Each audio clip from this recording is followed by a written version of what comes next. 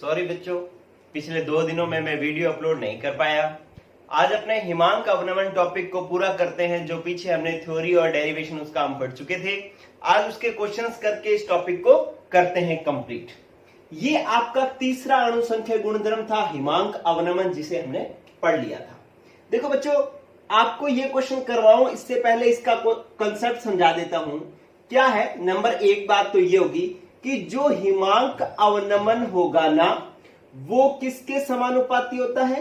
कणों की संख्या के समानुपाती होता है, क्योंकि ये एक अणुसंख्या गुणधर्म है। जिसमें कणों की संख्या ज्यादा होगी उसका हिमांक अवनमन भी ज्यादा होगा। एक बात। और दूसरी बात, हिमांक अवनमन था क्या कि आप किसी वाष्पशील विलायक में अवाष्पशील विलय मिला दोगे ना, विलय मिला दोगे तो इसका हिमांक घट जाएगा। मतलब अगर ये 0 डिग्री सेंटीग्रेड पर जम रहा था, अवाष्पशील विलय मिलाने पर ये -5 डिग्री सेंटीग्रेड पर जमेगा।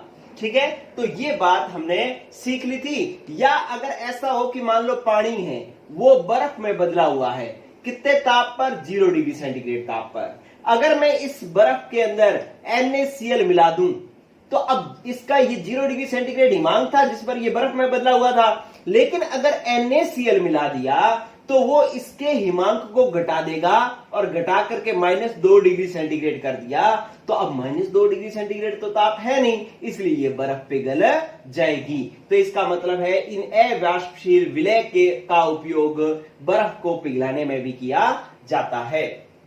तो ये था कंसेप्ट। अब हम इन कंसेप्टों का उपयोग करते हैं ये जो साइड में आपके क्वेश्चंस लिखे हुए हैं उनको सॉल्व करने में। ठीक है बच्चों, पहले मैं आपको ये वाला क्वेश्चन सॉल्व कर देता हूं। क्या लिखा हुआ है क्वेश्चन? कहता है सड़कों पर जमी बर्फ को हटाने के लिए NaCl के स्थान पर CaCl2 लेना अधिक उपयुक्त है। क्यों? कि आपके पास सड़क है, यहां पर आप केदारनाथ जा रहे हो और यूं सड़क पर क्या जमी हुई है? बर्फ जमी हुई है। इस बर्फ को आपको क्या करना है? पिघलाना है। ठीक है, और पिघलाने के लिए आप इसके अंदर क्या मिलाओगे? अवाष्पशील विलय मिलाओगे। अब अवाष्पशील विलय कौन सा मिलाओगे? आपके पास 2 ऑप्शन है। या तो आप कह रहा है NaCl मिलाओ, या आपको कह रहा है कि CaCl2 मिलाओ। कहता दोनों में से CaCl2 ज्यादा उपयुक्त रहेगा NaCl की तुलना में। क्यों? क्योंकि अगर NaCl मिलाओगे तो NaCl किस में टूट जाएगा? Na+ और Cl- में। मतलब 1 मोल 2 मोलों में टूट जाएगा। लेकिन CaCl2 कैसे टूटेगा? Ca और Cl कितने हैं? 2, तो 2Cl। इस पर आएगा प्लस कितना? जितना इसके पैरा में लिखा हुआ है, तो +2। इस पर आएगा माइनस कितना? जितना इसके पैरा में लिखा हुआ है, -1। तो इसके कितने मोल बन गए थे? 2। इसके मोल कितने बन गए? 2 और 1 3। तो इसका मतलब इसमें कणों की संख्या ज्यादा है। कणों की संख्या ज्यादा है तो इसका हिमांक अवनमन भी क्या होगा? हिमांक अवनमन भी क्या हो जाएगा बच्चों? ज्यादा हो जाएगा। और ज्यादा हो जाएगा तो ये बर्फ को जल्दी पिघलाएगा, ज्यादा पिघलाएगा। ठीक है, इसलिए हमें CaCl2 को काम में लेना ज्यादा उपयुक्त है। तो आप कहेंगे CaCl2 को काम में लेना इसलिए उपयुक्त है बर्फ पिघलाने के लिए, क्योंकि इसका अपघटन होने से इसका 1 मोल 3 मोल में बदल जाता है। तो इसके कणों की संख्या ज्यादा होगी तो हिमांक अवनमन ज्यादा होगा। हिमांक अवनमन ज्यादा होगा तो बर्फ ज्यादा पिघलेगी। तो ये आपका पहला क्वेश्चन हो गया बच्चों। चलो, ये क्वेश्चन तीसरा आपका क्लियर हो गया। नेक्स्ट चलते हैं अपने पास। क्या कि जो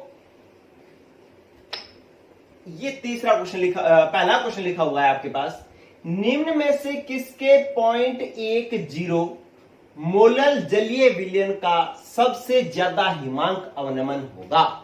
ठीक है, आप ये समझ गए कि ये जो ऑप्शन दे रखे हैं ना, इन सब की सांद्रता तो समान है, 0.10 मोलल है। लेकिन जिसमें आयनों की संख्या ज्यादा होगी ना, उसका हिमांक अवनमन सबसे ज्यादा होगा। जिसमें आयनों की संख्या ज्यादा होगी उसका हिमांक अवनमन सबसे ज्यादा होगा। तो हम देख लेते हैं किस में आयनों की संख्या ज्यादा होगी।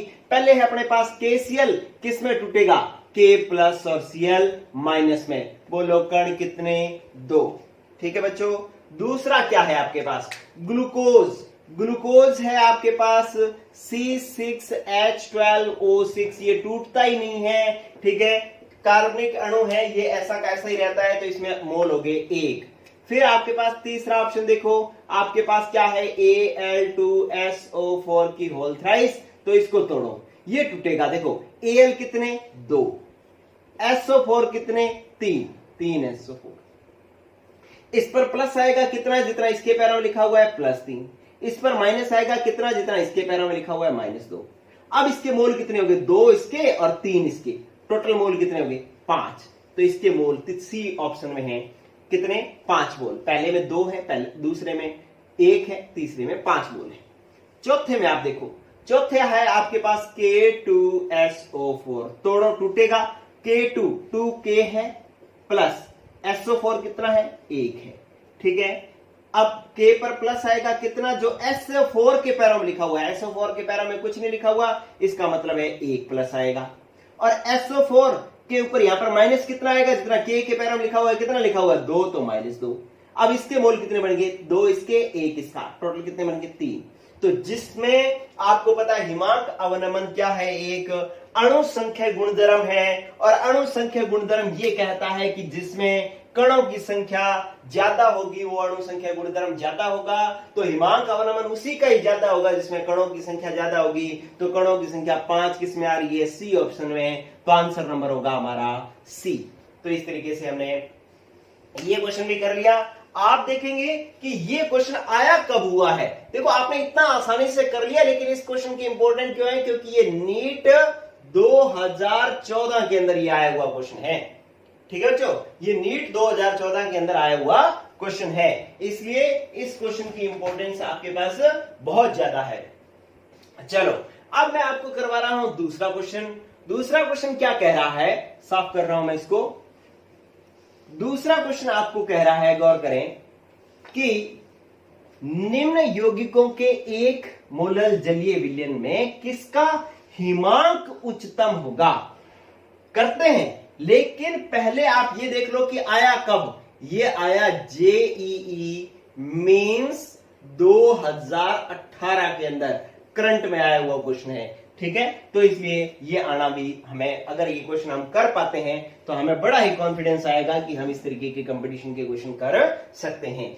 देखो बच्चों, वो आपको ये नहीं कह रहा कि हिमांक अवनमन किसका ज्यादा है, वो आपको कह रहा है कि इनमें से हिमांक किसका ज्यादा है, ठीक है।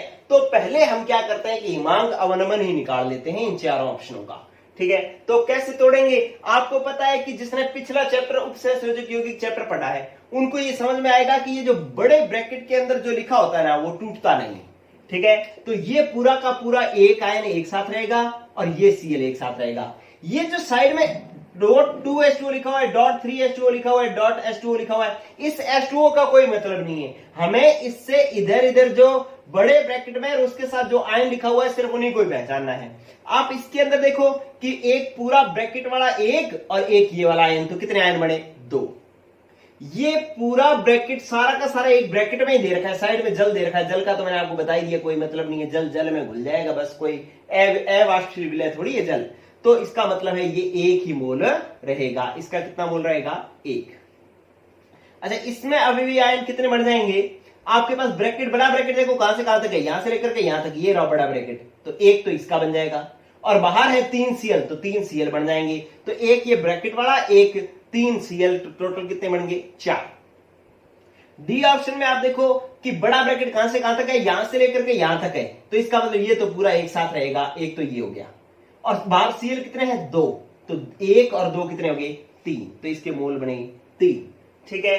तो अब इनमें से सबसे ज्यादा मोल किसके हैं, ज्यादा कण किसके हैं, 4, ये सी वाले के हैं। तो इसका हिमांक अवनमन सबसे ज्यादा होगा, हिमांक अवनमन सबसे ज्यादा होगा, मतलब इसका हिमांक सबसे ज्यादा घटेगा। अगर मैं इसको मान लूं 0 डिग्री सेंटीग्रेड हिमांक मान लूं, और ये मिलाऊं तो -2 मान लूं, ये मिलाऊं तो -1, ये मिलाऊं तो -4, ये मिलाऊं तो -3, ठीक है। तो इसका कण ज्यादा थे इसलिए इसका हिमांक अवनमन ज्यादा हो गया, -4 हो गया, ठीक है। और इसमें 3 थे, इसका -3 हो गया, -2 हो गया। लेकिन उसने क्वेश्चन में हमसे पूछा कि किसका हिमांक सबसे ज्यादा होगा। अब हमारे पास इसका हिमांक है -2 डिग्री, -1 डिग्री, -4 डिग्री, -3 डिग्री। तो इनमें से सबसे ज्यादा मान कौन सा है? -1 डिग्री। माइनस में वैल्यू जब होती है तो जो सबसे कम होता है वो सबसे ज्यादा होता है। ठीक है, तो माइनस में जो कम होता है, क्योंकि 0 के बाद -1, -2, -3, -4 ये घट रहा है। ठीक है, तो -1 डिग्री सबसे ज्यादा है, तो आंसर हमारा आ जाएगा कौन सा? बी आंसर आ जाएगा। ठीक है बच्चों, क्यों? आपने क्वेश्चन को समझना है। आप यूं ना सोचे कि इसमें जैसे क्या था वैसा इसमें कर लो। इसमें हिमांक अवनमन पूछा था, इसमें जिसमें सबसे ज्यादा कण थे वही आंसर था। सबसे ज्यादा सी में थे तो सी आंसर आ गया। अब इसमें भी उच्चतम पूछा है, देखा ही नहीं, हिमांक देखा ही नहीं, सीधा यही वाला समझ लिया क्वेश्चन की हिमांक अवनमन नहीं पूछा होगा। जिसमें कणों की संख्या ज्यादा उसमें हिमांक अवनमन ज्यादा। सीधा देखा 4 इसमें है तो आंसर आ जाएगा सी। नो, उसने पूछा हिमांक सबसे ज्यादा किसका होगा, ये तो हिमांक अवनमन सबसे ज्यादा सी ऑप्शन का है, लेकिन उसने ऑप्शन पूछा था हिमांक ज्यादा किसका है, तो हिमांक ज्यादा किसका होगा?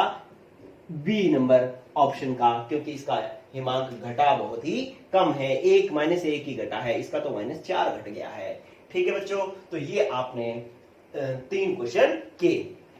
अब मैं और क्वेश्चन लिखता हूं, 4 क्वेश्चन और लिखता हूं, उनका कंसेप्ट समझाता हूं और फिर वो क्वेश्चन करवाता हूं।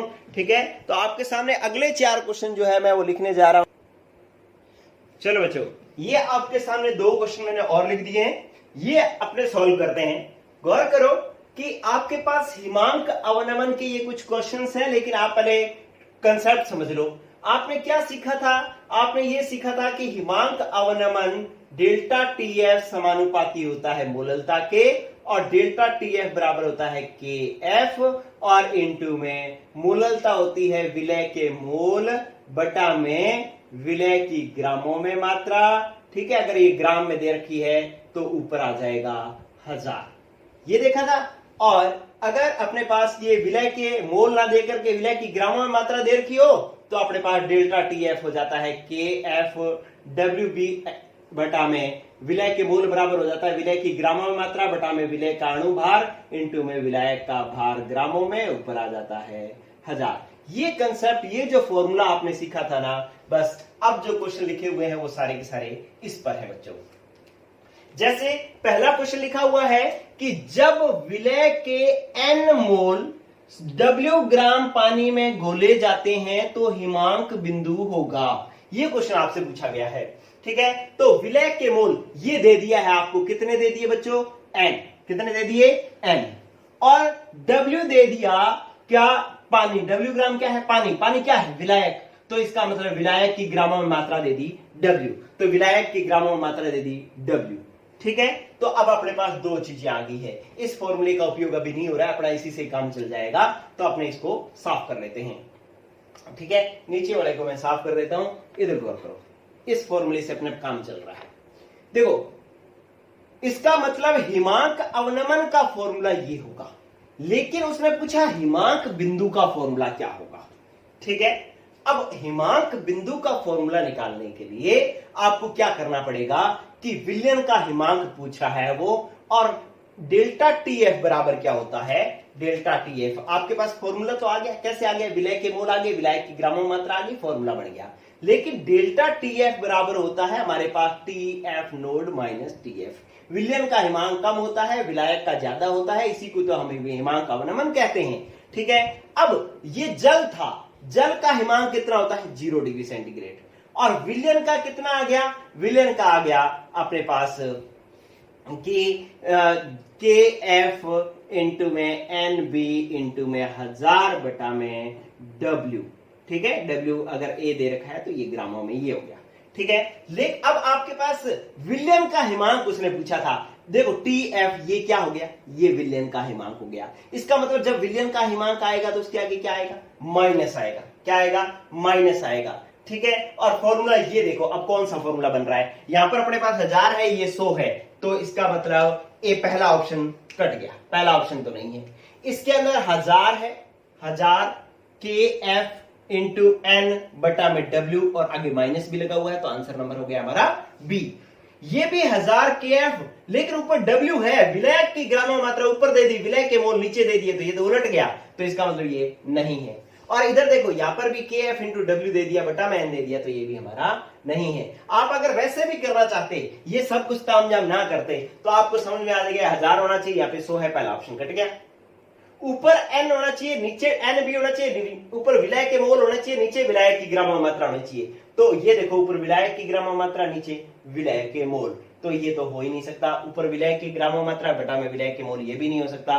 तो ऊपर जिसके अंदर विलायक के मोल ऊपर है, विलायक की ग्राम मात्रा नीचे है, तो आंसर नंबर बी होगा। ठीक है, आप ये क्वेश्चन कब आ चुका है, ये क्वेश्चन आपके पास नहीं, ये क्वेश्चन इंपॉर्टेंट दे रखा है लेकिन कहीं आ नहीं रखा। तो एक सामान्य सा क्वेश्चन हमने किया बच्चों, तो जब हिमांक बिंदु पूछ ले तो माइनस लगा करके आंसर आएगा आपके पास। और लेकिन अगर आपसे पूछ लेता हिमांक अवनमन का फॉर्मूला कौन सा है, तो हिमांक अवनमन के फॉर्मूले में ये अपना से माइनस नहीं आता, ये सीधा ही आ जाता। ठीक है, अगर हिमांक कह दिया तो आगे माइनस आएगा, हिमांक बिंदु के लिए माइनस आएगा, हिमांक अवनमन के लिए माइनस नहीं आएगा। तो ये आपका चौथा क्वेश्चन भी हो गया। चलो अब आपने बात करते हैं पांचवें क्वेश्चन की। पांचवा क्वेश्चन आपको क्या कह रहा है कि 25.6 ग्राम सल्फर को 1000 ग्राम नेफ्थलीन में घोलने पर हिमांक अवनमन जो है 0.68 केल्विन पाया गया, सल्फर का अणुसूत्र होगा। ठीक है, तो आपको पता लग गया कि भाई एक तो हमारे पास विलायक की मात्रा जो दे रखी है वो 1000 ग्राम दे रखी है, क्योंकि आपके पास नेफ्थलीन में घुला हुआ है सल्फर। नेफ्थलीन में क्या घुला हुआ है? सल्फर। तो विलायक की ग्रामों में मात्रा हमारे पास WA बराबर हो गई है 1000 ग्राम, दिया हुआ है। ठीक है, और आपके पास विलय की ग्रामों में मात्रा मतलब WB वो कितनी देर की है? 25.6 ग्राम। फिर आप देखो कि इसके अंदर आपके पास हिमांक अवनमन मतलब डेल्टा TF का मान दे रखा है कितना? 0.68 केल्विन। और इसके लिए KF का मान भी दिया हुआ है, KF का मान दे रखा है 6.8 केल्विन किलोग्राम प्रति मोल, ये दे रखा है। तो इसका मतलब KF का मान भी दे रखा है आपके पास 6.8 केल्विन किलोग्राम प्रति मोल। और आपसे पूछ रखा है कि सल्फर का अणुसूत्र क्या होगा। प्रश्न समझ रहे हैं कि 25.6 ग्राम सल्फर को 1000 ग्राम नेफ्थलीन में घोलने पर हिमांक अवनमन 0.68 केल्विन पाया गया, सल्फर का अणुसूत्र क्या होगा। देखो बच्चों, अणुसूत्र कैसे ज्ञात करते हैं? आप पहले तो अणु का भार निकाल लें, और अणु के भार में एक परमाणु के भार से भाग दे दें, तो आपके पास परमाणुओं की संख्या आ जाएगी। ठीक है, जैसे मान लो इसका 100 अणु भार आया, एक परमाणु का भार 10 था या एक परमाणु का भार 5 था। ठीक है, तो आपने सॉल्व किया तो उसमें परमाणुओं की संख्या कितनी आ गई बच्चों? 20। ठीक है, अगर मान लो X परमाणु है और उसमें एक अणु में 20 परमाणु है तो X 20 जो है इसका आंसर आ जाएगा। तो आपको अगर अणुसूत्र निकालना है तो आपको अणु भार निकालना पड़ेगा। सल्फर का परमाणु भार तो हमें पता है कि 32 होता है, मतलब भाग तो हमें 32 से देना है, लेकिन किस में देना है? अणु भार में। तो अगर इस फॉर्मूले से हम विलय का अणु भार निकाल लेते हैं तो हम उसमें 32 का भाग दे करके जो संख्या आएगी वो S के आगे लगा देंगे। 2 आई तो S2 फॉर्मूला जाएगा, 4 आई तो S4, 6 आई तो S6 और 8 आई तो S1। चेक करते हैं, इसका मतलब इस क्वेश्चन में हमने विलय का अणु भार निकालना है। ठीक है, और विलय का अणु भार कैसे निकलेगा? विलय का अणु भार निकलेगा, आपने अभी फॉर्मूला किया था कि डेल्टा TF बराबर था KF इंटू में WB इंटू में 1000 बटा में विलायक की ग्रामों में मात्रा, ये विलय का अणु भार था MB, विलायक की ग्रामों में मात्रा WA, और ये किस में था? ग्रामों में था। ठीक है, आपने विलय का अणु भार निकाला है, विलय का अणु भार इधर ले आओ तो आपके पास हो गया MB, या मैं यही कर देता हूं, ये आ जाएगा MB इधर आ जाएगा और डेल्टा TF इधर आ जाएगा। अब KF का मान रखो, KF का मान कितना दे रखा है? 6.8। WB विलय के ग्रामों में मात्रा कितनी दे रखी है? 25.6, और अपने पास 1000 है। चलो अब आपके पास हिमांक अवनमन कितना दे दिया? 0.68। ओके, इसके बाद विलायक की ग्रामों मात्रा कितनी दे दी? 1000 ग्राम। तो अब क्या होगा कि काटो, कौन कौन कट रहा है? तो हमने देखा कि ये तो कट गया, 1000 से 1000 कैंसिल। और ये देखो, ये पॉइंट 1 के बाद है, ये 2 के बाद पॉइंट है, तो इसको काटोगे तो ऊपर आ जाएगा 10। ठीक है, और 10 आ गया तो 25.6 को 10 से गुणा करोगे तो आंसर आ जाएगा 256। तो इसका मतलब है कि आपके पास अणु भार जो है वो आ गया है कितना, 256। और एक परमाणु का भार कितना होता है, ये हमारे पास आ गया अणु भार, किसका, सल्फर का अणु भार आ गया। ठीक है, तो अब अपने पास अणु सूत्र निकालना है। तो अणु सूत्र निकालने का क्या तरीका होता है, अणु भार में भाग देना होता है एक परमाणु के भार का। सल्फर के एक परमाणु का भार होता है 32। इसको सॉल्व करो, 8 से गुणा करोगे तो 8 दूनी 16, 8 3 24 और 1 25, 256। तो इसका मतलब ये 8 से कट जाएगा और सूत्र आ जाएगा S8। इस तरीके से आंसर नंबर हो जाएगा हमारा S8। कौन सा है, S8 डी ऑप्शन है। देखो कितना अच्छा ये क्वेश्चन किया हमने। ये क्वेश्चन जो है वो हमारे पास एनसीईआरटी का, मतलब आरबीएससी जो बोर्ड है उसकी एग्जांपल्स में दे रखा है ये क्वेश्चन। ठीक है, पाठ्यनीति प्रश्न में दे रखा है, तो इसलिए ये क्वेश्चन 12th बोर्ड के एग्जाम के दृष्टि से ये क्वेश्चन बहुत महत्वपूर्ण है। उसमें आपको पूरी थ्योरी हल करनी पड़ेगी। चलो, इसके बाद मैं अगले क्वेश्चन, 2 क्वेश्चन और लिखवा रहा हूं, बहुत ही इंटरेस्टिंग क्वेश्चन। आप जो भी मतलब जिन्होंने पहले थ्योरी तैयार कर रखी है, जिसने पिछला एपिसोड देख रखा है, उसी से ये क्वेश्चन होंगे। और वो पहले वो थ्योरी देख करके जब मैं क्वेश्चन लिखवा दूं तो आप वीडियो पॉज करके पहला अपना क्वेश्चन सॉल्व कर लें, फिर आंसर टिक कर लें, और जब मैं सॉल्व करवाऊं तो उसका मिलान कर लें, देखें कितने जो है क्वेश्चन आपके सही है। चलो बच्चों, आपके सामने 2 क्वेश्चन मैंने और लिख दिए हैं। क्या है, पहला क्वेश्चन है, ये 7वें नंबर का क्वेश्चन है कि जलीय विलयन 102 डिग्री सेंटीग्रेड 100.2 डिग्री सेंटीग्रेड पर उबलता है, कितने ताप पर जमेगा।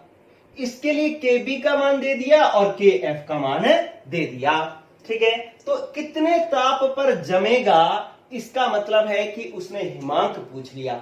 हिमांक अवनमन नहीं, उसने क्या पूछ लिया, हिमांक पूछ लिया। अब हिमांक मैंने आपको बताया था कि हिमांक अवनमन पूछे तो वो प्लस में आएगा, लेकिन अगर वो पूछ ले कि हिमांक कितना है तो वो किस में आएगा, हिमांक बिंदु पूछ ले तो किस में आएगा, माइनस में। तो इसका मतलब जो प्लस वाले उत्तर हैं वो तो इसके नहीं है, ये भी उत्तर नहीं है, ये भी उत्तर नहीं है। आरपीटी 2009 का क्वेश्चन है ये। तो आप कैसे करेंगे इस क्वेश्चन को, आप पहले इसकी आपने हिमांक अवनमन अगर आप निकाल लो तो हिमांक भी निकल जाएगा। हिमांक अवनमन निकालने का फॉर्मूला होता है KF इंटू M। अब KF का मान आपको दे रखा है यहां पर 1.9, और लेकिन आपके पास उसने M का मान नहीं दे रखा। ठीक है, तो अगर M का मान निकल जाए तो हिमांक अवनमन निकल जाएगा, हिमांक अवनमन निकल जाएगा तो उससे हिमांक भी आ जाएगा। देखो बच्चों, आपके पास क्या है कि मोललता कहां से आएगी, मोललता ज्ञात करने के लिए आप देखो क्या आपके पास डेल्टा टी भी दे रखा है क्या। इसने कह रखा है कि जलीय विलयन 100.2 डिग्री सेंटीग्रेड पर उबलता है, मतलब क्वथनांक में उन्नयन कितना है। जल वैसे तो 100 डिग्री सेंटीग्रेड पर उबलता है, लेकिन इसने 100.2 डिग्री सेंटीग्रेड कर दिया, तो इसका मतलब इसका उन्नयन कितना हो रखा है, 0.2 डिग्री सेंटीग्रेड हो रखा है। तो इसका मतलब है 100.2 माइनस 100 करोगे तो आपके पास 0.2 डिग्री सेंटीग्रेड क्वथनांक उन्नयन आ जाएगा। और आपको पता है कि डेल्टा टीबी बराबर क्या होता है, केबी इंटू एम होता है। अब आपके पास डेल्टा टीबी का तो मान आ गया कि 0.2 है, बराबर केबी का मान है 0.05, 0. आपके पास दे रखा है इसने 5, 0.05 नहीं है, सॉरी 0.5 है, तो आपको ये दे दिया 0.5 और इंटू एम। आपको मोललता निकालनी है, तो मोललता आप कैसे निकालोगे कि ये बटा में आ जाएगा, तो 0.2 बटा में 0.5, पॉइंट से पॉइंट उड़ा, ये आ जाएगा 0.4 एम। तो मोललता आपके पास आ गई 0.4 है। क्या अब आप हिमांक अवनमन निकाल सकते हो अगर आपके पास मोललता आ गई तो, कि डेल्टा टीएफ बराबर क्या होता है, के एफ इंटू में एम। KF का मान दे रखा है 1.9, देखो KF का मान दे रखा है 1.9 डिग्री सेंटीग्रेड प्रति मोलल, और इनटू में मोललता का मान है 0.4, तो 19 चौका कितने होते हैं 76, और ये आ जाएगा 0.76। ये हिमांक अवनमन है, मतलब इसका हिमांक अवनमन इतना घट जाता है। कितने में से घटा है ये? 0 डिग्री सेंटीग्रेड से घटा है। 0 डिग्री सेंटीग्रेड माइनस 0.76, तो आंसर कितना आया? Minus 0.76 degree centigrade. तो इसका मतलब है कि जो विलयन 100.2 डिग्री सेंटीग्रेड पर उबलता है वो जमेगा कितने पर? माइनस 0.76 डिग्री सेंटीग्रेड पर। तो आंसर नंबर होगा इसका बी। क्या किया आपने कि पहले आपके पास दो चीज थी, क्वथनांक उन्नयन और हिमांक अवनमन। क्वथनांक उन्नयन से आपने मोललता निकाल ली, और हिमांक अवनमन जो है मोललता और केएफ का मान निकाल करके हिमांक अवनमन निकाल दिया। हिमांक अवनमन कितने में से हुआ? जल का हिमांक कितना होता है? जल कितने डिग्री सेंटीग्रेड पर जमता है? 0 पर। उसमें से घटा कितना? माइनस 0.76। तो अब आ कितना गया? माइनस 0.76 डिग्री सेंटीग्रेड आ गया। मतलब अब ये विलयन माइनस 0.76 डिग्री सेंटीग्रेड पर जमेगा। ये आरपीटी 2009 का क्वेश्चन सॉल्व हुआ। चलो अब आपको मैं नेक्स्ट क्वेश्चन करवाता हूं। देखो कि आपके पास प्रश्न है कि यदि ऑटोमोबाइल रेडिएटर में 1.0 किलोग्राम पानी भरा है, ठीक है, तो विलयन के हिमांक की माइनस 2.8 डिग्री सेंटीग्रेड निम्न करने के लिए एथिलीन ग्लाइकोल के कितने ग्राम मिलाने होंगे?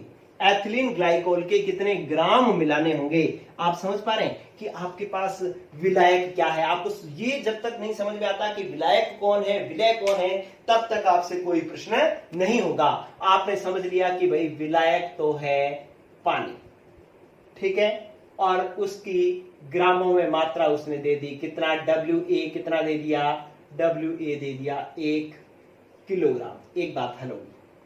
फिर मिला क्या रहे हो उसमें? Ethylene glycol. तो एथिलीन ग्लाइकोल को मैं एथिलीन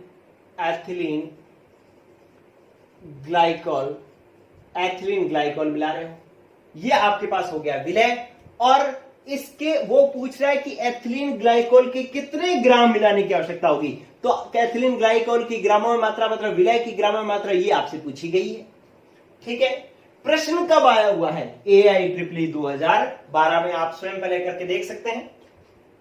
फिर वो कह रहा है कि विलयन के हिमांक की माइनस को कितना करना है आपने? माइनस 2.8 डिग्री सेंटीग्रेड घटाना है।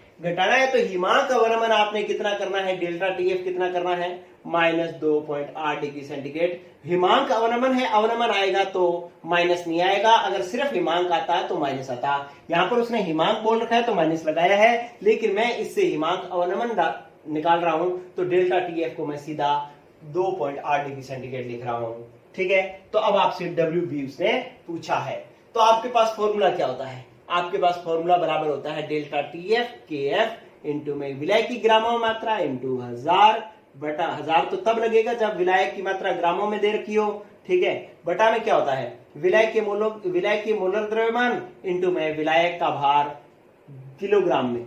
तो आप देखें अब आपके पास डेल्टा TF कितना दे रखा है? 2.8 बराबर KF आपको कितना दे रखा है? यहाँ पे KF का मान, जल के लिए KF का मान नियत होता है 1.86 केल्विन किलोग्राम प्रति मोल। तो आपके पास KF का मान हो गया 1.86, ठीक है, इंटू में विलय की ग्रामों में मात्रा आपसे पूछी गई है, और MB विलय का मोलर द्रव्यमान। अब विलय का सूत्र भी दे रखा है, देखो क्या है? C2H6O2। कार्बन का होता है 12 दूना 24 प्लस हाइड्रोजन का 1 इंटू 6 प्लस ऑक्सीजन का 16 होता है, 2 है तो कितने हो गए? 32, ठीक है। तो 24 36 और 32 कितने हो गए? 62। तो यहां आ गया अपने पास 62 इंटू विलायक की किलोग्राम में मात्रा। विलायक कितना दे रखा है आपको? 1 किलोग्राम आपने रख लिया, ये लो जी 1 किलोग्राम, ठीक है। अब आपने निकालना क्या है कि कितने ग्राम एथिलीन ग्लाइकोल मिलाना पड़ेगा। तो WB की मात्रा आपने निकालनी है। तो कैसे निकालोगे WB की मात्रा? तो WB की मात्रा आ जाएगी WB बराबर आपके पास 2.86, ये तिरछा गुणा हो जाएगा 62। ठीक है, ये बटा में चला जाएगा, बटा में कितना आ गया 1.86। ठीक है, तो इसको हल करो, हल करोगे तो क्या आएगा, अगर मैं इसको 60 मान लूं और इसको 3 मान लूं, 2.8 को मैं 3 मान लूं और 62 को 60 मान लूं, तो लगभग कितना आ गया 180, क्योंकि 60 दिया कितना होता है 6 दिया 18, मतलब 180 हो गया। भाग आप कितने से दे रहे हो, 1.86 से भाग दे रहे हो। ठीक है, तो ये लगभग भाग कितने तक जाएगा, ये जाएगा 9 तक। कितने तक जाएगा, 9 तक। ठीक है, तो इसका मतलब है कि आपने अगर ये 1.8 ही होता, 1.80 ही होता तो ये 10 पर भाग जाता। ठीक है, लेकिन अब 1.86 है तो ये भाग कितने पर जाएगा, 9 पर। 9 पर जाएगा तो 9 वाली डिजिट कौन सी है, तो 2 वाली है, ये 7 वाली है, ये 9 वाली है, ये 3 वाली है। तो आंसर कौन सा हो गया आपका, सी नंबर आंसर हो गया। तो इस तरीके से आप इसको हल कर सकते हैं। पूरा अगर सॉल्व करना चाहो तो भी इतना ही आएगा आंसर, लेकिन अगर आप तरीके से हल करना चाहो तो आपका ये आंसर आ गया।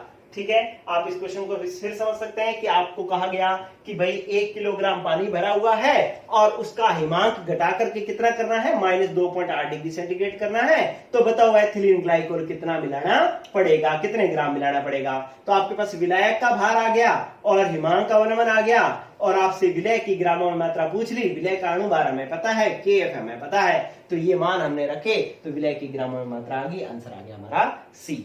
तो इस तरीके से हिमांक अवनमन भी टॉपिक हुआ बच्चों कंप्लीट। कल अपने करते हैं नेक्स्ट टॉपिक। आज के लिए इतना ही। गुड लक बच्चों।